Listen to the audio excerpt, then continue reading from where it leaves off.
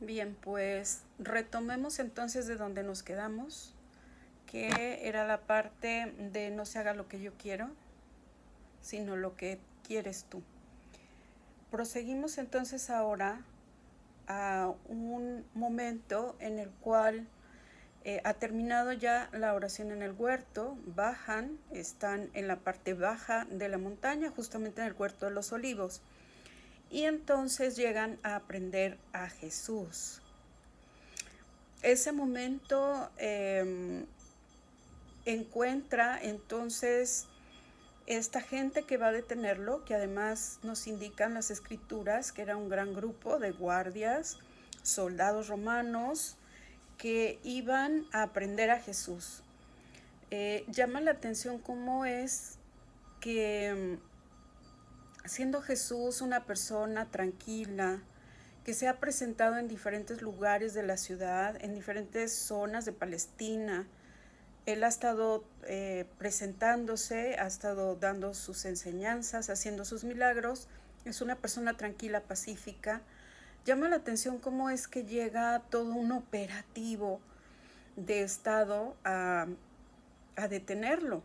Ahora, como no estaban plenamente seguros de quién era, Judas se acerca y da este beso de la traición, indicando así cómo es Jesús el Mesías y es a quien tienen que detener. Es difícil, ¿verdad?, pensar en este momento cómo el mismo Jesús sabía lo que iba a pasar, conocía y leía el corazón de Judas. Ya le había dado esta oportunidad al decir públicamente que alguien iba a negarlo. Judas sabía qué plan tenía, qué era lo que iba a pasar. Y sin embargo, conociendo todo esto, Jesús deja que las cosas se vayan dando, que sigan fluyendo conforme a es la voluntad de su Padre, como él había orado. Y en todo momento está entonces dispuesto a cumplir esta voluntad como sea. Lo vemos aquí más claramente, ¿verdad? Porque él pudo haber evitado este momento, pudo habernos salido, pudo haberse escondido, en fin. Sin embargo, él va al encuentro de esta voluntad de su Padre y sabe además que esto ha de suceder, ha de acontecer de esta manera, porque así es como ha estado proyectado este proyecto de salvación desde el principio, desde aquella caída en el paraíso, donde Dios inmediatamente tiene este plan para volver la amistad del hombre con Dios. Y debemos pensar y darnos cuenta que el pago de la ofensa es de acuerdo al ofendido. Es decir, si se ha ofendido a todo un Dios, ¿cómo iba a ser este pago de la recompensa? Perdón, este pago de la ofensa. Pues tenía que ser el mismo Dios quien la pagara. Entonces es la segunda persona de la Santísima Trinidad, Jesucristo, Dios verdadero, quien ha tomado este proyecto de salvación y es Él el que va a pagar con moneda de Dios a todo un Dios ofendido. Y Él lo sabe, lo entiende, lo asume con amor, con obediencia, con amor a su Padre y amor a los hombres, y deja que este devenir de las cosas vaya fluyendo como tiene que ser. Jesús entonces es aprendido, es llevado primero frente al Sanedrín, que es este consejo de gobierno judío. La gran mayoría son sacerdotes, pero también dentro de este consejo están personalidades que son importantes para la comunidad en Jerusalén, posiblemente personas económicamente poderosas, que tienen también alguna, diríamos, presencia importante en la comunidad, cuya forma de pensar es importante, y todos ellos forman el Sanedrín al cual se va a presentar Jesús para que dé cuenta de su falta o de su delito.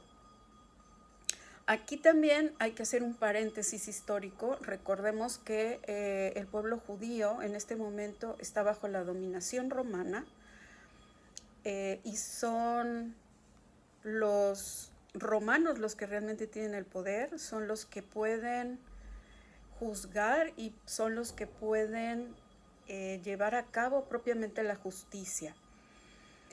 El Sanedrín lo sabe que ellos tienen solamente un cierto poder con respecto a las cosas propias judías, sobre todo lo que tiene que ver con su religión.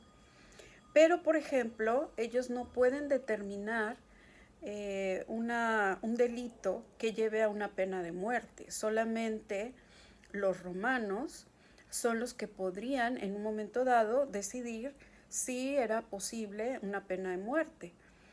Entonces ellos están reunidos, llega Jesús y lo primero que le preguntan es: ¿eres tú el Mesías, el Hijo de Dios bendito? Fíjense que esta pregunta es interesante porque confronta a Jesús, ¿verdad? En esta situación de saber que esto era real. Cuando él está ahí, tratan de imputarlo con diferentes delitos. Llegan testigos que dicen que dijo esto, que dijo aquello, que hizo esto, que, en fin, diferentes situaciones. Situaciones que además con los mismos testigos se va viendo que no son comprobables, que, vamos, le están inventando cosas. De alguna manera el Sanedrín ha tratado de comprar estos testigos. Y es difícil entonces establecer culpabilidad, pues porque estos mismos testigos realmente no son testigos. Entonces Jesús ha guardado silencio durante este tiempo, ha estado escuchando y siguiendo las cosas como van ocurriendo. Pero llega un punto en el que el sumo sacerdote está desesperado porque él tiene en mente juzgar a Jesús y no ha encontrado cómo. Entonces se dirige directamente a él y le hace esta pregunta: ¿eres tú el Hijo de Dios bendito? ¿Acaso eres tú el Mesías? Qué interesante cómo tienen que hacerle la pregunta directa, ¿verdad? No hay manera, porque no hay testigo que pueda hablar al respecto. Y en ese punto la respuesta de Jesús tiene mucho significado, y mucho significado para estas personas que conocen el Antiguo Testamento, conocen sus leyes y sus profetas, y han escuchado acerca de quién es Dios y del Mesías esperado. Si nos recordamos, cuando Dios se presenta a Moisés y se le pregunta, ¿verdad? ¿Y quién digo que me mandó? ¿Quién eres tú?, le pregunta Moisés a Dios. Dios le da una respuesta. Esta respuesta es el nombre sagrado de Dios. Y Dios le dice: yo soy el que soy. Yo soy el que soy. Este nombre sagrado de Dios no podía pronunciarse. Es tan sagrado el nombre de Dios que no debía pronunciarse. Solamente los sumos sacerdotes y Dios mismo podía pronunciar este nombre. Entonces, cuando le preguntan: ¿eres tú el Mesías? ¿Eres tú el Hijo de Dios bendito? La respuesta de Jesús va encaminada a quien hace la pregunta, porque entonces Jesús responde: yo soy. Al decir yo soy, él está dejando claro que es Dios, porque se presenta y pronuncia esta palabra sagrada del nombre de Dios. No podía decir que no, ¿verdad? Entonces, en este momento él ya se presenta, sobre todo, como les digo, frente a estas personas, como el Mesías, el Dios verdadero. Yo soy. Sí, yo soy. Pero no nada más contesta esto, sino que agrega una frase. Dice: y un día verán cómo el Hijo del Hombre está sentado a la derecha del Todopoderoso y cómo viene entre las nubes del cielo. En ese momento el sumo sacerdote está entendiendo lo que Jesús le dice y entiende el lenguaje de Jesús y conoce las profecías. Sin embargo, es este momento en el cual él aprovecha para encontrar ese delito que no había encontrado. Se rasga las vestiduras y entonces lo acusa de blasfemia, como tú osas nombrarte con el nombre de Dios. Ese es el delito. Y en ese momento ellos quieren condenarlo a muerte, pero tienen que convencer a los romanos, porque son los romanos los que podrían dictaminar si este delito debe ser pagado con esa pena de muerte o no. Pero ellos ya tienen ahí la razón, vamos a decir, con respecto a este gran delito que ellos querían perseguir. Después de esto, empiezan entonces a llevarlo hacia los otros tribunales. Vamos a ver cómo en el siguiente lugar le preguntan, ¿eres tú el rey de los judíos? Y esto es cuando llega ya a manos de Pilato. Pilato, que realmente a él no le interesa esto, él es romano, él no conoce a profundidad las creencias judías. Él lo que quiere es salir adelante de esto y evitar que haya alguna situación más grave en el pueblo, porque viene una buena cantidad de personas diciendo que hay que matar a Jesús. Y vienen haciendo bola y vienen haciendo escándalo cuando llegan con Pilato. Entonces Pilato lo que quiere es acabar con esto, dejar todo claro y vuelta de hoja. Él sabe, porque pregunta a la gente que lo rodea si conocen a aquel hombre, él sabe que es un Mesías, que tal vez es un profeta, que es respetado, que solamente ha pasado haciendo el bien. Él sabe que es una persona inocente. Y en esta situación es interesante cómo a veces nosotros somos ese Pilatos. Somos ese Pilatos que nos queremos lavar las manos y no meternos más a profundidad, ni entender realmente la situación. Y queremos salir de paso, ¿verdad? Y cuántas veces en nuestra vida Dios nos presenta oportunidades en las cuales podemos dar verdadero testimonio de Él y preferimos lavarnos las manos y decir, no es mi asunto, yo no tengo que ver, no tengo nada que decir, nos damos la vuelta. O incluso en nuestra propia vida espiritual hay situaciones en las cuales hacemos como Pilatos, ¿verdad? Decimos, no, yo, ¿qué caso tiene que ayune? ¿Para qué hago un sacrificio? ¿Para qué oro? De todas maneras Dios está ahí, Dios ya sabe lo que necesito, lo que me pasa. Pues será asunto de Dios, no mío, ¿verdad? Entonces a veces también caemos en esta situación de ser con esta actitud de Pilato. Pero llega en este punto entonces Pilato a decir, bueno, entonces lo que voy a hacer es dejarlo en manos de esta turba que tengo aquí afuera, que están gritando, y saca entonces a Barrabás ese día, que era un día de fiesta, decíamos, la fiesta de la Pascua judía. Tenían como una manera de festejar esto soltando algún reo. Y entonces él manda a traer a Barrabás, que realmente es un delincuente, que es un hombre de mal corazón, que ha sido ya encontrado culpable de varios delitos, de una muy mala fama, y entonces les dice a la gente, ¿verdad?, que está gritando ahí en ese lugar, les dice, bueno, muy bien, tengo que soltar a alguien por estas fiestas. ¿A quién quieren que suelte? ¿A Barrabás o a este que se dice rey de los judíos?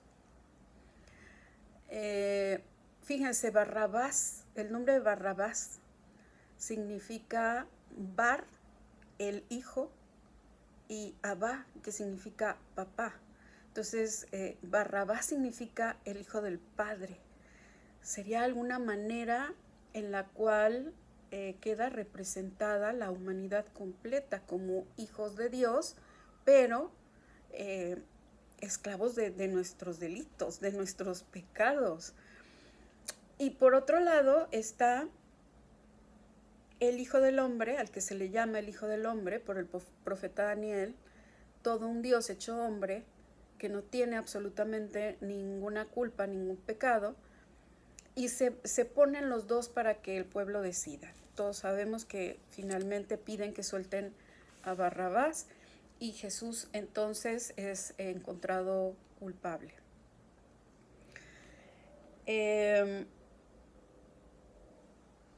Y entonces, bueno, aquí empieza realmente lo que es la pasión del Señor. Es entregado a los soldados, que empiezan entonces a torturarlo y empiezan a burlarse de él. Pero fíjense qué situación también aquí, porque estamos hablando de los que representan la autoridad, que en este caso son los soldados. Y aunque ellos lo están haciendo en broma, lo están haciendo cruelmente, de alguna manera es reconocido Jesús como el rey de los judíos a través de sus palabras, aunque ellos no sabían realmente lo que estaban diciendo, ¿verdad? Empiezan a decirle salve rey de los judíos. Y entonces lo visten de púrpura, que es el color con el cual se vestían los reyes, las personalidades importantes, para burlarse de él, y le hacen una corona de espinas que le colocan en la cabeza. Entonces finalmente le están dando su lugar de rey, de una manera burlona, de una manera cruel, pero aquí también vemos cómo es la misma autoridad la que, sin darse cuenta, reconoce el señorío de Jesús. Jesús todo esto lo hace sabiendo que lo quiere hacer y que lo quiere hacer por amor. Aquí nosotros también podríamos en algún punto ponernos en la actitud de los soldados. Y esta actitud de los soldados a veces nos llega cuando estamos molestos o cuando no entendemos las cosas. Y entonces a veces volteamos a ver a Dios, a decirle que no eres tú el rey, que acaso no lo puedes todo, que no eres tú el Mesías, el enviado de Dios. ¿Cómo es posible que no me estés ayudando en esta situación? ¿Cómo es posible que no me devuelvas la salud? ¿Por qué ocurren estas cosas? ¿Por qué no vienes a solucionarme la vida? ¿Por qué no me ayudas en esta situación que estoy pasando? ¿Por qué no retiras de mí este sufrimiento y estos momentos complicados? A veces así somos nosotros. Finalmente, Jesús es conducido al monte Calvario. Y bueno, conocemos algunos detalles de este caminar, de este cargar la cruz hasta llegar al lugar de la crucifixión. Detalles que regularmente tenemos oportunidad de reflexionar, de meditar cuando oramos el Vía Crucis. Llegan entonces a crucificarlo. Marcos, como les decía, está muy interesado en dejarnos ver quién es Jesús, quiénes son los demás personajes y cómo reaccionan, qué es lo que hacen, cómo lo hacen. Y también nos va indicando los diferentes horarios o las diferentes horas del día en lo que esto va ocurriendo. Tenemos una muy buena secuencia en horario cuando leemos el Evangelio de San Marcos. Y Marcos nos recuerda en qué momento ocurre cada cosa, y sin embargo es la frase del Señor en la cruz la que ofrece la clave para entender lo que está ocurriendo. En ese momento en que Jesús finalmente va abrazado de esa cruz, vamos viendo también ahí diferentes personajes. Vemos al Cirineo, que es una persona X que va pasando por ahí o que está observando lo que ocurre, y al ver los soldados que llevaban a Jesús, que él estaba teniendo problemas para cargar la cruz y que tal vez muriera antes de que cumpliera la pena que se le había impuesto, que era muerte de cruz, lo jalan, lo sacan y le piden que auxilie a Jesús a cargar la cruz. Aquí, ¿cuántos de nosotros a veces tenemos esta actitud del cirineo o nos toca ser cirineos? La actitud del cirineo sería, bueno, yo ni tenía que ver en esto y ahora resulta que vengo cargando una cruz, ¿verdad? Que no me corresponde. Sin embargo, lo hace, y probablemente lo hace porque está presionado por los soldados romanos. Esa sería una forma de verlo, y a veces así nos pasa. A veces nos vemos en ciertas situaciones donde podemos auxiliar, podemos ayudar, y lo hacemos a regañadientas, como que pues no me quedaba de otra, como que pues era yo y era la que estaba y pues ni modo, ¿verdad? Me tocó ayudar, ni modo que no ayudara. Sin embargo, también podemos ver el otro lado, porque la intención y el corazón del cirineo realmente no lo conocemos. Y también cabe la posibilidad de que él haya aceptado ser ese instrumento a través del cual este pobre hombre pudiera dejar de sufrir, aunque fuera un tiempo, aunque fuera unos minutos. Preguntarnos entonces, cuando nos topamos con el sufrimiento, con el dolor humano, con la necesidad del otro, somos capaces de acercarnos y hacer lo mejor posible, lo que pueda estar en nuestra mano por ayudar y aliviar al hermano. Y lo hacemos sabiendo que tal vez es poca cosa, pero lo ofrecemos con amor y con cariño, esperando que el hermano mejore, que la situación cambie, que nuestra ayuda pueda tener algún buen efecto. Y lo hacemos con amor y con cariño, o del otro modo, ¿verdad? Pues ya ni modo. Este personaje del cirineo pues es interesante. Otro personaje interesante, bueno, lo vamos a ver posterior a la crucifixión. Llega Jesús entonces, dice, era media mañana cuando lo crucificaron, entendemos el mediodía, 12. Se levanta una cruz en el cual está un letrero con un escrito indicando: este es el Rey de los Judíos. Y crucificaron junto a Jesús a dos bandidos. Nosotros los conocemos como el bueno y el malo, ¿verdad? Entre nosotros. Y así pues fue cumplida también otra profecía que decía que fue contado entre los malhechores. Sabemos bien la historia también del ladrón bueno y el ladrón malo, y sería preguntarnos, cuando estamos en medio de este sufrimiento, cuando estamos dentro de este momento difícil, sea buscado o no, sea por nuestra culpa o no, pero cuando estamos en este momento tan difícil de sufrimiento, ¿cuál es nuestra actitud? ¿Es nuestra actitud la del bandido descreído, malvado, que le dice a Jesús, bueno, sálvate y sálvame, quítame de esto, ¿verdad? O la actitud de este otro ladrón que reconoce primero la inocencia de Jesús y luego se da cuenta que realmente es el Mesías. Y entonces, con un acto de fe le dice, bueno, lo que a mí me están haciendo es justo, pero lo que te está pasando a ti no. Ten piedad de mí, ¿verdad? ¿Cuál es nuestra actitud cuando estamos en estos momentos complicados de la vida? Como este otro bandido dice, bueno, y dice que ha salvado a otros, y cómo es posible que no se salve a sí mismo, ¿verdad? Es como complicado.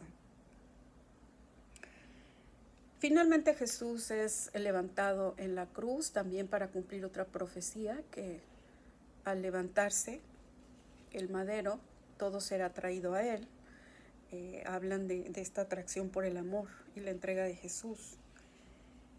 Y les decía anteriormente, es realmente lo que Marcos nos dice que Jesús grita en la cruz, lo que nos hace entender, y a Marcos igual, lo que está pasando. Había llegado entonces las 3 de la tarde, se hicieron las tinieblas, y entonces Jesús gritó: Eloi, Eloi, lema sabactani, que significa Dios mío, ¿por qué me has abandonado?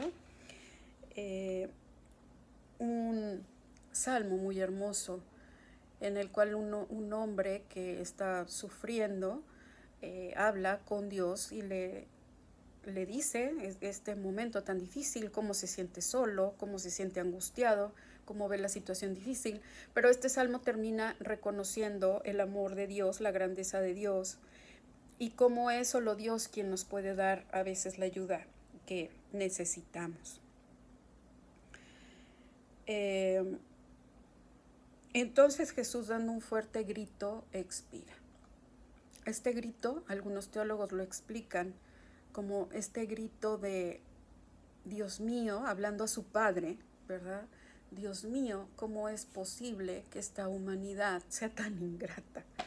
¿Cómo es posible que no vean tu amor? ¿Cómo es posible que no reconozcan a este Dios lleno de misericordia, a este Dios lleno de amor, a este Dios que quiere a sus hijos y que solamente quiere el bien para sus hijos? Es este grito fuerte de Jesús en la cruz, indicando que finalmente todo se ha cumplido, efectivamente, indicando que está en el punto máximo de entrega, en el punto máximo de su amor, que es un amor sufriente, porque Él se está entregando por todos nosotros. Y es este grito también a la humanidad de ¿qué les pasa? ¿Cómo es posible que no vean a este Padre tan misericordioso que tiene? Finalmente, un oficial, quien estaba observando esta situación y ve lo que ocurre, finalmente dice, al ver cómo ha ocurrido esto, cómo Jesús expira, cómo se nubla toda la escena, algunos teólogos nos explican que posiblemente hubo sismos y demás. En ese momento entonces él dice, efectivamente, era quien decía ser, ¿verdad? Efectivamente es el Mesías. Al ver toda esta manifestación de Dios en este momento, de veras era el Hijo de Dios, dice este centurión. Estaban también al pie de la cruz María, su madre, y de lejos María Magdalena, María la madre de Santiago el menor y Salomé. Estaban observando todo lo que estaba pasando. Al anochecer, urgía entonces bajar el cuerpo de la cruz y darle sepultura, porque si no tendrían que esperar a que terminara la fiesta el sábado de la fiesta judía, en el cual pues no se podía hacer ninguna actividad. Y aquí es otro dato muy interesante y curioso, ¿verdad? Que así como vino Jesús al mundo sin casa, pobremente, en un establo prestado, finalmente termina su vida y su cuerpo es enterrado en una tumba prestada, no era de él, de José de Arimatea, un ciudadano, parte del pueblo judío, pudiente, incluso era parte del Sanedrín. Seguramente fue siguiendo a Jesús en este actuar, y él presta su tumba. Las tumbas de estas personas ricas, poderosas, normalmente estaban en alguna parte de tierra que les correspondía, de la cual ellos eran dueños, en una roca grande que se excavaba, o sea, se hacía un hoyo, y ahí se colocaba los restos de la persona. Entonces, qué curioso, ¿verdad? Que Jesús empieza en esta pobreza y en esta humildad y termina de la misma manera.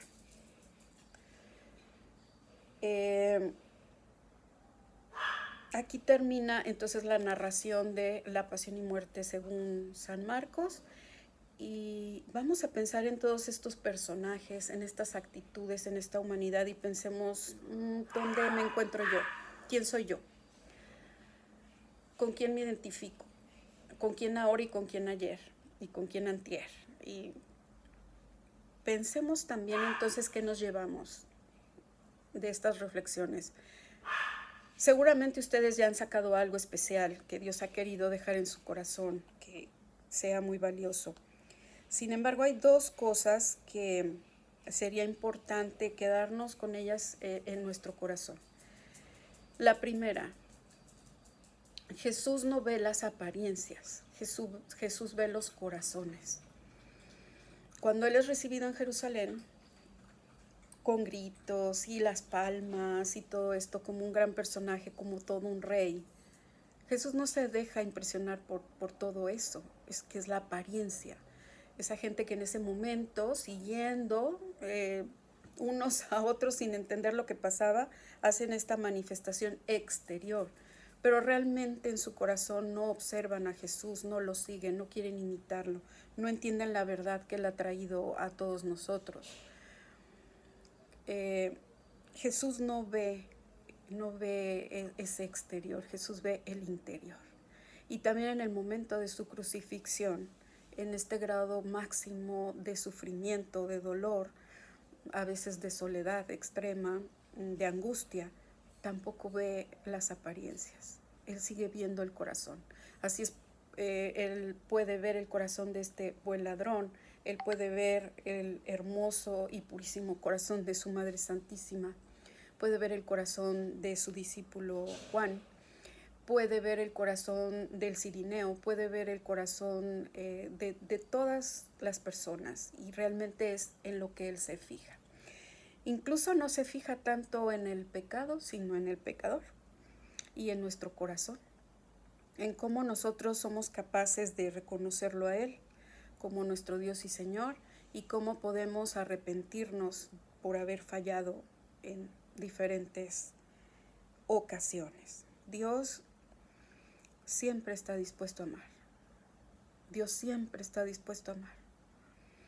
Y eso es algo que debemos entender. Y creo que el lugar más claro para entender ese gran amor de Dios por todos nosotros es Jesús muerto en la cruz. Aún en ese momento, Jesús lo que albergaba en su corazón era amor. Amor completo, amor verdadero, por cada uno de nosotros, los que veía y los que no, los que existían y los que existiríamos y los que existieron. Y el otro punto importante es María, esa hermosa madre, ese corazón inmaculado. María, que se hizo poco presente en la vida pública de Jesús, realmente la vemos muy poco.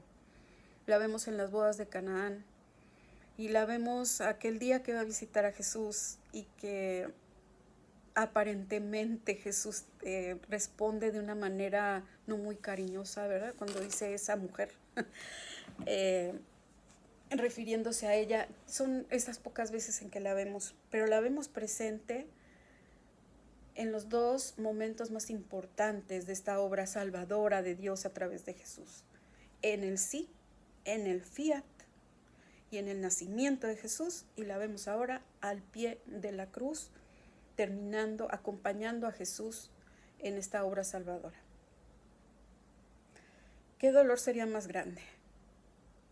¿El de Jesús o el de su madre? Por eso algunos teólogos se arriesgan a decir esta frase, que María es corredentora.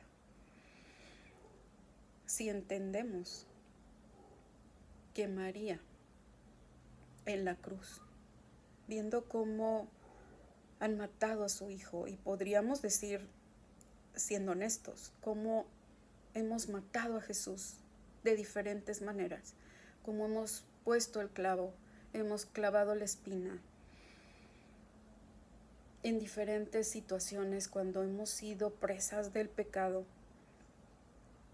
y María lo sabe. Y sin embargo, acepta esta maternidad espiritual y nos ama como ama a su Hijo. Y nos ama con ese grande y puro corazón. Es esa María al pie de la cruz, que ve el sufrimiento de su Hijo, pero que también ahora ve nuestro propio sufrimiento y nos acompaña y está con nosotros.